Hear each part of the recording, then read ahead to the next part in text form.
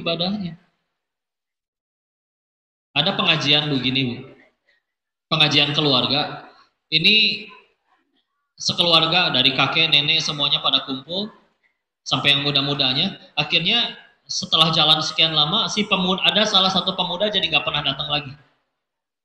Ditanya dong ke ibunya, Bu, anak ibu mana? Biasa rajin. Apa sekarang kuliah di luar kota? Oh enggak, ada di kamar tuh. Kok nggak ikut orang lagi di kamar? Shh, lagi kesurupan arwah si kakek. Percaya, Bu?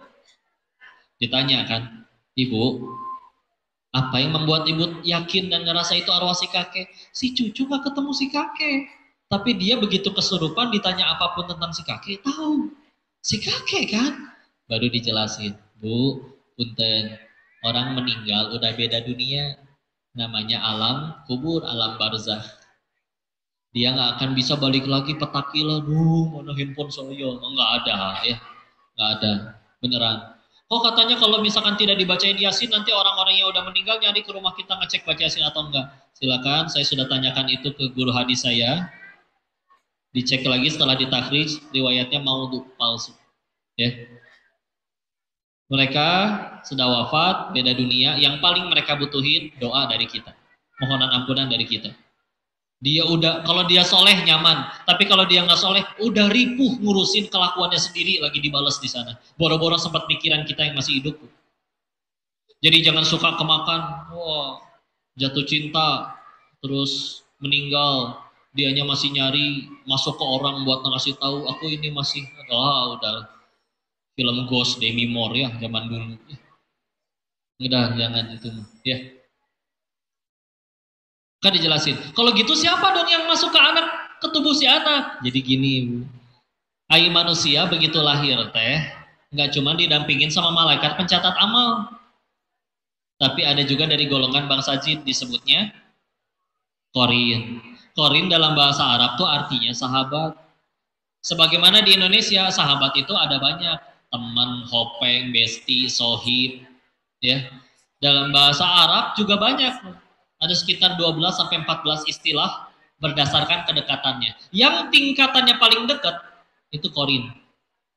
Karena sedekat-dekatnya manusia sama manusia, contoh suami sama istri, enggak 24 jam sama-sama kan? Nggak mungkin ibu nongkrong di kloset bari ngahujan si bapak, ayo semangat teteh, semangat. Nggak mungkin, ya gila amat ya. Ini naonan. Jadi bahas ke situ. Nah kalau Qorin, jin itu ngikutin kita. Nah, Allah nyiptain jin dan manusia, wa ma khalaqatul jinna wal insa illa liya'budun, surat 51 ayat 56 Az-Zariyat.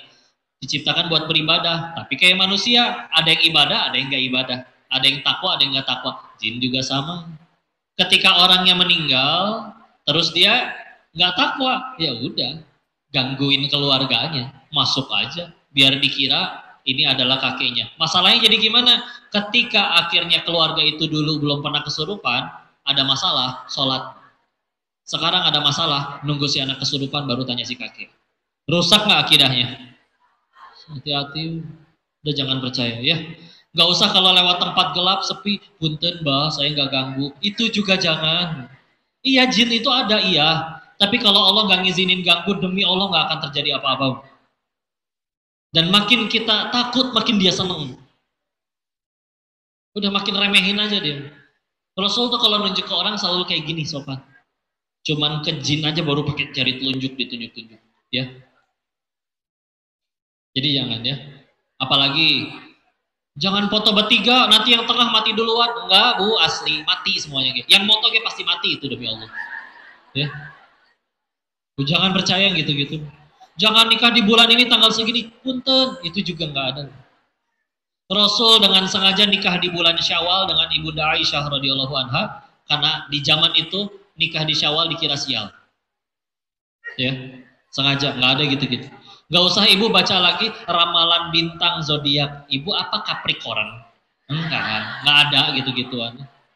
Itu mah cuma statistik. Tapi kok kayak bener statistik. Dan yang ditanya umum, kamu kelihatannya ada masalah. Ya hidup, udah pasti ada masalah. Nggak mungkin enggak. Kamu kayaknya masalahnya sama orang terdekat. Ya pasti sama orang terdekat, orang nggak kenal jauh mana ya bikin masalah sih. Udah jangan ngada-ngada lah, udah. Gak usah percaya. Punya Allah kita. Ya. Oh, kejatuhan cicak nih, saya bakal sial. Itu juga nggak ada, Bu, beneran. Ibu mau kejatuhan cicak 8 RW sampai tenggelam juga nggak akan terjadi apa-apa. Oh, saya kejatuhan cicak kepleset, jadi nggak bisa berangkat kerja. Alhamdulillah, satu gugur dosa, dua kalau berangkat mungkin kelindes truk. Untung kejatuhan di awal di rumah, jadi nggak jadi berangkat. Gitu aja mikir. Ya. Apalagi, dulu ada anak kecil di Jawa Timur, megang batu kesambar petir. Batunya dianggap bisa nyembuhin orang. Orang datang bawa air digayung, dicelupin. Batu ponari namanya. Ya. Jadi kalau udah airnya dicelupin batu itu namanya jadi ponari sweat katanya. Hah? Oh udah ganti? Oh kirain satu merek itu teh. Enggak ya? Enggak Bu. Ibu sembuh karena Allah atau karena obat? Ini juga hati-hati, dah kadang kita teh sakit nggak minta ke Allah, ngegantungnya ke obat, begitu sembuh nggak alhamdulillah, malah emang dah sehat ya paramek. Enggak. Itu foto di paramek diganti pakai muka ibu lagi kayak begini, Bu. Tetap aja sama aja. Ya. Tadi hadiahnya tablet sama. Tabletnya merek Bodrek. Bukan ya. Ya Allah. Jangan percaya lagi Bu ya. Oh, ini kan Sumedang ya. Ibu tahu kisah Siana? Hah? Itu mah asli atau gitu. Saya ceritain ini di Medan, nggak pada tahu. Kita ambil hikmah ya. Ya kan dia akhirnya tahu-tahu WA istrinya, kayaknya aku dikejar orang. Kalau misalkan ternyata nggak bisa balas, berarti aku terjadi sesuatu. Tahu-tahu nggak bisa dihubungin kan? Dicari ke Cadas Pangeran, motornya ayah. Orangnya nggak ada. Langsung kan banyak dukun yang so tahu kan. Bari live YouTube coba. Oke lah, ya oke lah, orekoning ya, orekoning naon, man. Ntar ganti dukun lain, naon deh. Warna-warni, Masya Allah. Berapa hari kemudian, si Mang Yananya muncul di Cirebonnya. Polisinya dia nanya, kamu bener nih makan ke orekoning? Orekoning naon, man. Kamu hilang kemana? Saya teh punya utang, jadi kabur. Sekarang ongkosnya pula habis, pengen pulang. Bukan orekoning, bukan, apa orekoning? Asli eta dukun sa Jawa Barat kena prank eta mah. Aduh, jangan percaya, Bu. Ya. Akhirnya difilmin tuh sama Malaysia, ya. Walid apa lu Walid? Walid na Dewi boleh. Ya Allah. Bu, ibu pengen kelihatan cantik boleh nggak? Boleh, fitrah. Yang nggak boleh tuh laki-laki pengen kelihatan cantik. Boleh kan wanita pengen kelihatan cantik, boleh kan? Terutama di hadapan suami siapa dulu? Suami sendiri. Kalau suami sendiri, tapi kok lebih rajin dandan ke kondangan daripada di rumah, ya. Yang di kondangan lebih banyak suami batur, ya. Jangan, ya. Ya, jadi mandang pasangan tuh kayak gitu, Bu ya. Bu, ucapin ini ke suami ibu ya. Ucapin. Ini ucapan istri soleha zaman dulu kepada suaminya. Wahai suamiku, saya bacain dulu, nggak usah diikutin dulu ya. Wahai suamikunya jangan ke saya, wi. Kadang ada orang nanya, ya waktunya sesi tanya jawab, dia angkat tangan nanya, kok gimana ya kok anak kita? Aduh jangan anak kita, Bu. Seolah saya nikah sama ibu, ya. Anak kami gitu ya. Bilang kayak gini nanti, ini ucapan istri soleha kepada suami. Yang belum nikah nanti buat suaminya ya. Tapi jangan ke suami orang sekali lagi ya. Wahai suamiku, kami tahan pahitnya kelaparan. Yang kami tidak tahan adalah panasnya api neraka. Ya. Kalau menurut ibu ucapan itu biasa aja, bagi para lelaki, nanti lihat responnya. Kadang kalau laki-laki udah soleh, Bu, dia rela tiap hari banting tulang capek-capek, yang penting anak istri di rumah terpenuhi. Betul, Pak? Tuh. Tapi coba sok misalkan hari ini begitu capek, atasan marahin, bawahan kurang ajar, pelanggan kurang ajar. Laki-laki, dia bisa tenang cuman gara-gara dia ingat setidaknya walaupun dunia membenciku, setidaknya ada satu wanita yang akan tetap selalu dukung aku apa adanya, yaitu ibu di rumah. Nah ini kabayang begitu nyampe rumah malah ibu lebih sering nyap-nyap daripada bosnya. Ya, ini repot ya. Atau dibalik, hari ini begitu indah, atasan ngasih pujian, bawahan kagum, pelanggan balik lagi, bonus berkali-kali lipat, di kantong 50 juta, kirim ke kiri 50 juta. Nih 100 juta, bisa jajanin istri gelang. Ya. Nyampe rumah, istrinya malah gebrak meja. Pak, yang bener aja.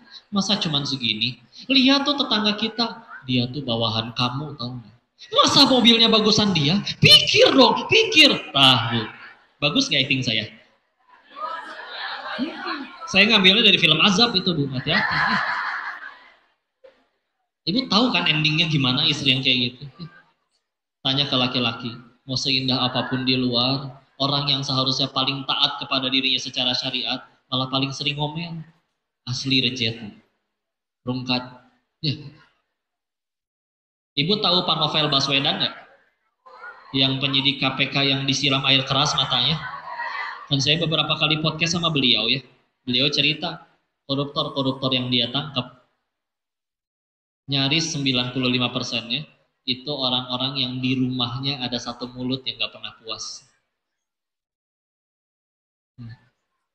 Aduh, kadang Pak, punten ya Pak ya, kita mau capek kayak gimana, kita yang lapar gak apa-apa tuh, yang penting anak istri kenyang, betul? Ini tahu-tahu yang di rumah gak pernah puas. Jadi mau gak mau kudu nambah lagi, karena kudu ada beli tas baru. Pak, besok tuh kita kondangan, mama gak punya baju, ayo eta salamari naon. Maksudnya yang baju yang baru belum dipakai gitu. Udahlah. Aduh. Jangan ya. Coba bayangin ya Allah, ini suami kadang ya Allah capek. Capek, lelah, lemes, pegel. Duit gak dapet, dagangan gak selalu rame, nyampe rumah, minta maaf, mama. Hari ini cuma dapat segini. Ibu meluk sambil ngomong, gak apa-apa papa, kalau sekedar lapar kami tahan. Tapi kalau misalkan panasnya api neraka kami gak kuat. Selagi ini halal, kita nikmatin sama-sama yuk, syukuri. Mau keker kayak gimana juga tertunduk tuh nangis tuh ya Allah. Nikmat mana lagi yang lebih baik daripada istri yang bersyukur. Betul?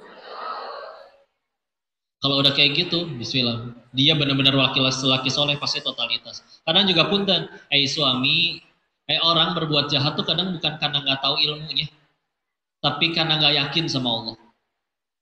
Ya. Suami selingkuh misalkan, dia tahu nggak hukumnya apa? Nggak mungkin nggak tahu. Ya. Begitu akhirnya ketangkap, misalkan digerebek sama istri sama anaknya di hotel, pada nangis. Apa kenapa selingkuh? Tidak mungkin dia jawab, tidur sama istri tetangga tuh nggak boleh. Itu nggak mungkin, udah pasti tahu. Ya. Cuman satu, nggak cukup yakin dengan Allah. Buktinya, punten kalau ditanya, Pak, selagi Bapak selingkuh, Bapak tahu nggak sih kalau Allah lagi ngeliatin? Jawabannya pasti tahu. Tapi Allah lagi ngeliatin dia bisa nggak bisa tetap selingkuh. Tetangganya lewat depan hotel bisa nggak jadi. WA keselingkuhannya, dikasih namanya agen asuransi. Nanti dulu sayang, ini ada ini nih tetangga lewat. Ya, na'udzubillah.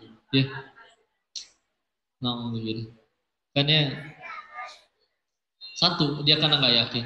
Karena kalau misalkan ada, mungkin kalau suami pelit ke istri, mungkin cuman karena tidak cukup yakin. Kalau ngasih ke istri, Allah bakal ganti berkali-kali lipat lebih banyak.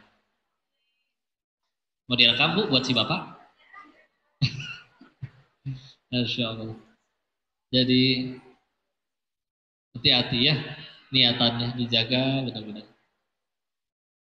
Apa tadi? Syirik ya. Ada syirik yang halus, disebutnya riya. Riya itu bukan pamer, tapi riya itu lebih tepatnya melakukan suatu amalan tapi bukan untuk Allah. Dia sholat duha bukan buat Allah, tapi karena lagi ada calon mertua. Nah ini masalah. Giliran sholat sendiri nggak ada siapa-siapa. Bismillahirrahmanirrahim. Alhamdulillahirabbil alamin. Tiba-tiba orang datang, Maliki yaumiddin. Orangnya pergi lagi. Suratul ladzina an'amta alaihim ghairil maghdubi. Kenapa tiba-tiba di tengah bagus? Ya, hati-hati itu juga ya. Karena yang kayak gitu tuh capek sekali. Ya, pengen selalu kelihatan langsing, tiap kali foto tahan nafas. Berhasil kelihatan langsing, mukanya biru ngap ya. Aduh, ribetnya Masya Allah. Ya, Bu, Ibu suka dikasih uang 100 juta, tapi palsu. Maksudnya apa, Bu? Maksudnya kadang kita suka sama yang palsu-palsu. Kadang suka sama yang palsu-palsu. Contoh, ketemu teman lama, tiba-tiba dia berkata, Ibu, ke setiap hari tambah muda aja ya? Enggak. Menurut Ibu asli Bu ucapan kayak gitu? Mending langsung tanya, kamu mau minjem duit berapa? Tapi giliran di toilet, bari ngaca sendirian, kita suka gini kan? Ya juga ya. Gelenya. Bu, tidak bisa berbohong. Ya, Bu, jangan takut jadi tua ya. Kenapa jangan takut? Udah jadi, nggak bisa mundur lagi ya. Nggak perlu sibuk berkata, ih si Koko mah nggak tahu. Dulu ibu pakai seragam SMA lucu loh. Ya dulu Bu. Coba ibu sekarang pengajian kayak gini pakai seragam SMA lagi. Ya tambah lucu. Udah ya. Tahu ciri hamba dunia? Ada 3 ciri hamba dunia. Padahal kita hamba Allah, tapi ciri ada yang jadi hamba dunia. Cirinya 3. 1, selalu takut dengan yang belum terjadi. 2, selalu menyesali yang sudah terjadi. 3, GTA, galau tiada akhir. Capek. Gimana ya kok ini uang pangkal anak? Saya udah mau pensiun. Kapan pensiunnya Bu? 15 tahun lagi kok. Atuh Bu, hidup juga belum tentu besok ya. Kata psikolog, 100% hal yang kita takuti, yang kejadian itu biasa cuma 15%. 85%-nya nggak pernah kejadian sama sekali. Udah mah nggak kejadian, takut duluan. Nggak mau makan, nggak mau minum, nggak mau tidur, besoknya tipes. Rugi nggak?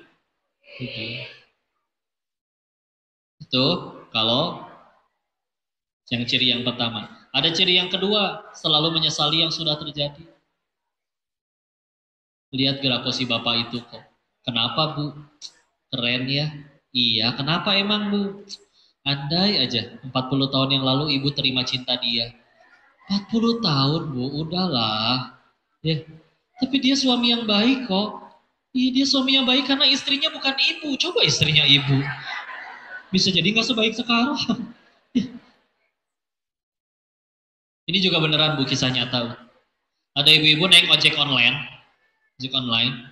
Begitu nyampe langsung kasih handphone. Lihat nih bintang 1 ya. Astagfirullah ibu, saya salah apa? Jemput tepat waktu, bawa pelan-pelan, nyampe tepat waktu. Helm 2 Bu, ibu pakai yang baru, saya pakai yang bau. Kenapa bintang 1 Bu? Ibunya buka helm. Dulu kamu nolak cinta saya, tahu nggak? Astagfirullah, move on Bu, move on. Udahlah. Kalau pasangan ibu nanti berkata, Neng, nyesel nggak sih nikahin AA? Jawabnya apa Bu? Iya. Jangan ya. Bilang, dulu. Atau dibalik lah. Nyesel nggak sih nikahin Neng? Jawab, dulu kita minta pengen punya jodoh, nyempurnain agama kita. Kita mintanya ke siapa? Ke Allah. Allah itu maha tahu. Dia tahu dari miliaran wanita yang mana yang paling tepat gandeng tangan AA ke surganya Allah. Allah juga maha baik, nggak mungkin jauhin yang baik, deketin yang buruk. Maka setelah minta yang terbaik, tahu-tahu engkau yang jadi pasanganku. Sederhana, kamu yang dipilih oleh yang maha tahu dan yang maha baik. Maka nggak ada penyesalan nikahin kamu. Oh, saja. Neng, meskipun di luar sana ada yang lebih cantik, lebih bohai, lebih segala macam. Kalau memang yang di luar itu lebih baik untuk gandeng tangan A ke surganya Allah, pasti dia yang jadi istri A. Kenapa Neng? Sederhana. Karena menurut Allah, yang terbaik bukan yang di luaran itu, tapi kamu. Ah. Ya udah yuk nyeblak yuk. Udah yuk nyeblak. Kadang solusi sesuatu tinggal diajak nyeblak doang. Bismillah. Ya, udah tenang aja. Ya. Segala sesuatu kalau ngelihatnya pakai bukan dari sudut pandang Allah capek. Ngelihat pasangan selalu banding-bandingin. Mas, ini tuh hak saya. Itu kewajiban kamu. Kalau kamu nggak mau ngelakuin itu, masih banyak berondong mau sama aku. Misalkan, ya. Kalau misalkan selalu setiap ketemu pasangan yang dipikirin hak dan kewajiban, berantem melulu. Ya. Apalagi kalau ngebandinginnya sama tetangga. Ya Allah, saya nyuci capek tiap hari bulanan cuma segini. Itu tiap hari cuma dandan shopping bulanannya segitu. Capek. Mending bandingin sama tetangga. Kadang bandingin sama drakor sekarang. Ibu ai drakor mas skenario habis kecelakaan di glowing candy. Jadi hati-hati ya. Insyaallah. Oh iya. Siap, siap. Pamit Pak Wakil. Mau ke Bandung katanya. Hadiahnya tapi udah ditinggal, tenang aja. Kalau belum ditinggal ditahan kayaknya. Masya Allah. Bu, Bu, siapa yang bisa ngabulin doa? Siapa yang bisa ngasih rezeki? Siapa yang punya kuasa ngampunin dosa? Siapa yang bisa lindungi dari musibah? Siapa yang bisa ngasih surga? Surganya punya siapa? Siapa yang bisa maafin dosa? Semuanya Allah, berarti peran suami apa? Jangan berlebihan ya.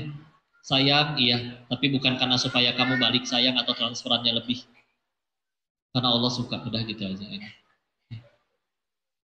Anak-anak ke orang tua juga nurut, bukan supaya dijajanin, karena Allah suka, udah sederhana. Kita baik sama orang, bukan supaya dia balas budi, Allah suka, udah bismillah. Karena kalau kayak gitu kok udah baik, dia jahat, ya dia yang rugikan, dia yang jahat. Masa dia yang jahat saya yang dia hukum sama Allah? Tapi tetap aja dia nyakitin, ya kan berbuat baiknya bukan supaya dia suka, biar Allah suka. Weh. Satu dunia cinta Allah benci juga saya yang stres. Tapi tetap aja dia jahat. Aduh bu, saya tuh bakal mati. Cita-cita ke surga. Tadi Nabi Adam keusir dari surga dosanya satu. Saya dosa lebih dari satu. Berarti saya perlu penggugur dosa. Dia jahat jadi gugurin dosa saya. Harusnya dia tuh yang saya traktir sebelah. Tapi tetap aja kok nyebelin. Alhamdulillah lah meninggal gak ditanya kelakuan orang. Udah ya, bismillah. Ya, syirik. Hati-hati, ini juga hati-hati ya. Kadang tuh orang, Masya Allah memang luar biasa. Ngelihat sajadah, saya waktu itu sholatnya belah sini nih. Ya nggak usah gitu ya. Seolah nunjukin udah pernah ke Ka'bah. Ya, capek sekali. Jadi hiperbola ngomongnya, pegel. Bangun tidur, ngambek. Badan saya tuh remuk. Bohong. Coba badan remuk betulan. Bisa bangun? Enggak. Keluar kamar, nanya si bibi, ada makanan apa? Nasi kuning bu, nasi kuning yang di depan, kuningnya dia pucet, dihina, tapi pelan-pelan dicemilin habis, kan nyebelin. Berangkat kerja, ngambek deh wae. Macet banget sekarang Sumedang, amit-amit, di luar negeri nggak ada nih kayak gini, padahal ke luar negeri juga belum pernah. Ngambek weh. Nyampe tempat kerja, kesel, ibu-ibu bisa pada diem gak sih? Kepala saya pecah, tahu nggak? Bohong. Coba kepala pecah di kantor, kan repot darahnya di mana-mana, harus dipel. Ya, hiperbola. Didengarnya enak atau enak? Enak atau enak? Sering dengar yang kayak begitu? Kedengar jelas suaranya? Ya iyalah suara sendiri ya nggak? Jangan ngambek wae, tenang aja. Ya, tenang aja. Istilah Ria tadi itu ya. Syirik, munafik. Munafik tuh orangnya, Bu. Nama sikapnya adalah nifak. Ya. Secara bahasa itu kayak lubang di tanah yang nanti tuh tikus bisa muncul, keluar lagi di belah mana, keluar lagi di belah mana, kayak mainan di time zone. Tuh pakai J kan, time zone ya.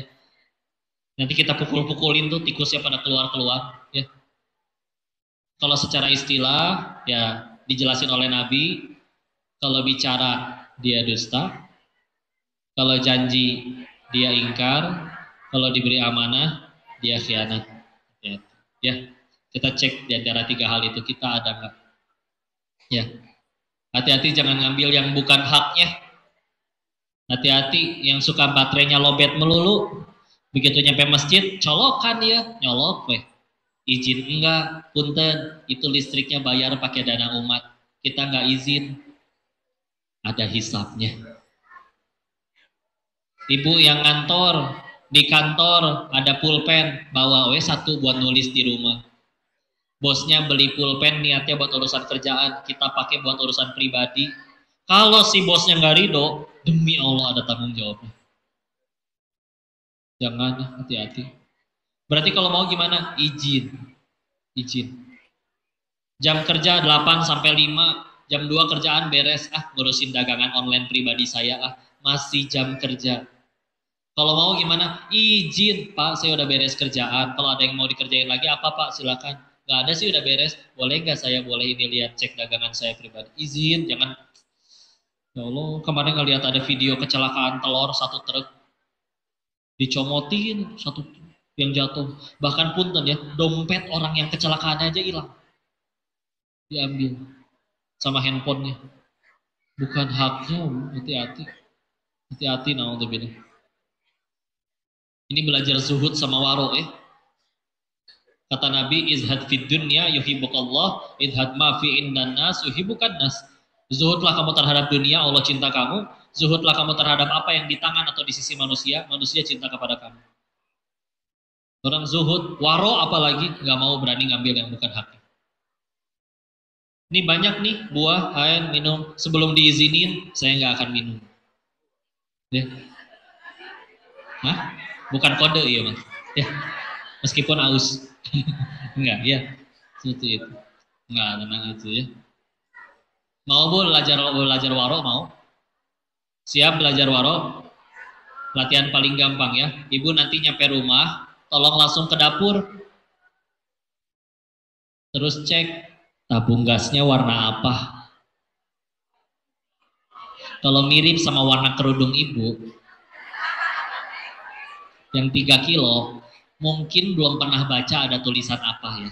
Coba dicek ada tulisan apa, Bu? Hanya untuk masyarakat ibu miskin tuh. Saya nyampe cari di Google definisi masyarakat miskin di situ tuh. Itu siapa? Saya lupa pasal sama nomor ayatnya ya. Tapi masih ingat adalah orang yang per bulan penghasilannya di bawah 1.500.000. Jadi kalau ibu 1.550.000 belum miskin. Ada komanya sih, termasuk pedagang kecil. Karena nggak mungkin pedagang kecil ngangkut yang 12 kilo, Bu, berat. Ya. Tapi punten, Bu, kenapa tabung gas 3 kilo itu murah? Subsidi. Berarti ada uang rakyat yang dipakai untuk supaya itu jadi lebih murah, biar yang nggak sanggup beli jadi bisa. Tahu-tahu yang nggak sanggup beli malah nggak bisa beli gara-gara sudah dibolong oleh yang nggak boleh beli. Demi Allah ada tanggung jawabnya di hadapan Allah. Ganti semua. Bu benar loh, Bu. فَمَنْ يَعْمَلْ مِثْقَالَ ذَرَّةٍ خَيْرًا يَرَهُ وَمَنْ يَعْمَلْ مِثْقَالَ ذَرَّةٍ شَرًّا يَرَهُ. Yakin nggak semua akan ada balasannya? Sekecil apapun. Jangan berani.